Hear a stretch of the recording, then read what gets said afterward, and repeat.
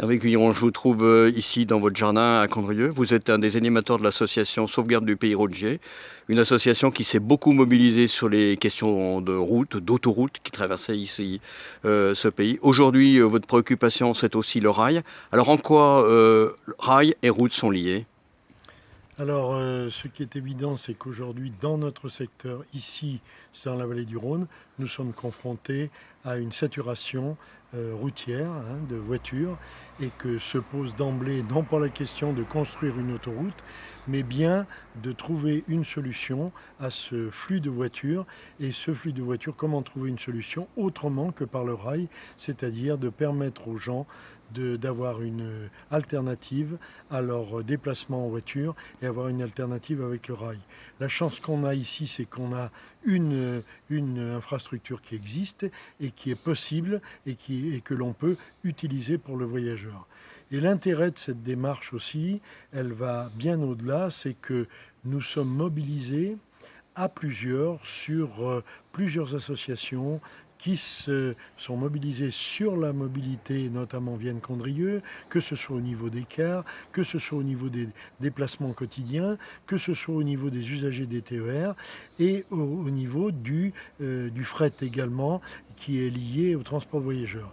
Et c'est dans cette démarche-là, globale, que nous nous situons parce qu'il faut impérativement qu'on trouve une solution dans ce secteur. Un secteur qui est en évolution constante, avec une évolution de population, et pour lequel il va falloir impérativement trouver une solution de déplacement autre que celle de la voiture. Aujourd'hui, c'est plus possible qu'on continue comme ça et pour les années à venir.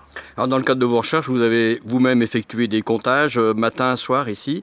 On sent quand même qu'il y a une saturation. Oui. Alors, nous avons voulu contrôler un petit peu quels étaient les chiffres qui étaient donnés, les chiffres officiels, et nous avons voulu les contrôler pour voir qu'est-ce qui se passait sur notre national, et notamment en Puy et Condrieu. Nous avons fait des comptages, nous avons réalisé des comptages, nous avons observé donc ce flux de voitures, nous avons observé que le covoiturage dont on parle actuellement, eh bien ce covoiturage n'existe pas. Il n'y a pratiquement que 3-4% de voitures qui sont avec un voyageur supplémentaire en dehors du chauffeur. Donc c'est pas quelque chose qui fonctionne. Donc il est important de penser les choses autrement. Parce qu'il y a un autre facteur qui est important dans notre secteur. On est dans le parc du Pilat, on est dans une région préservée, dont le SCOT définit sa préservation, et on est dans la région ici, qui est la plus polluée au sud du département du Rhône et au nord du département de l'Isère. Si on veut revenir un tout petit peu sur les voitures, vous le dites vous-même, finalement c'est beaucoup ce qu'on appelle l'autosolisme, c'est-à-dire les conducteurs tout seuls dans leur véhicule. Tout à fait, tout à fait. Donc le rail peut être une alternative à l'autosolisme? Alors, le rail est une alternative. On voit quelle est la façon dont le rail est investi sur la rive gauche, qui est saturée pour recevoir des voyageurs, qui pose des problèmes pour ceux qui voudraient en rive droite passer sur la rive gauche et utiliser le train. On a fait des comptages également sur le temps qu'il faut pour aller sur les gares, sur la saturation des gares, l'impossibilité d'accéder au parking. Donc on a, avec l'évolution de la population sur les bassins de la communauté, l'ancienne communauté de communes de Condrieu, le Pilat rhodanien et Annonay Aglo, plus de 50 000 habitants qui ont besoin aujourd'hui de trouver une solution alternative. Alors vous le dites vous-même, il y a des habitudes personnelles, il y a aussi des habitudes peut-être de ceux qui dirigent, animent ce territoire. Comment est-ce que vous pouvez penser convaincre les élus ou les décideurs ici de ce territoire? Alors les élus avaient pris position sur l'idée de remettre en service la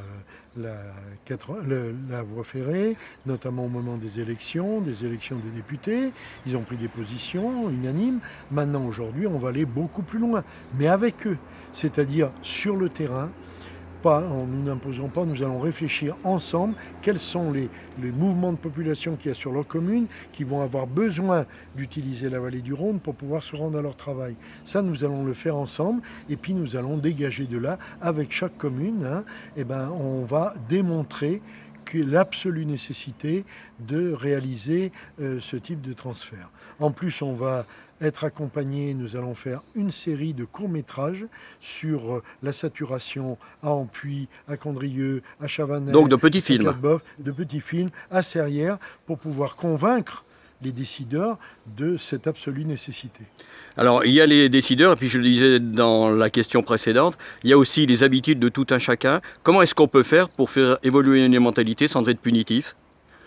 Il ne s'agit pas d'être punitif, il s'agit de dire aujourd'hui, on est dans une situation dramatique.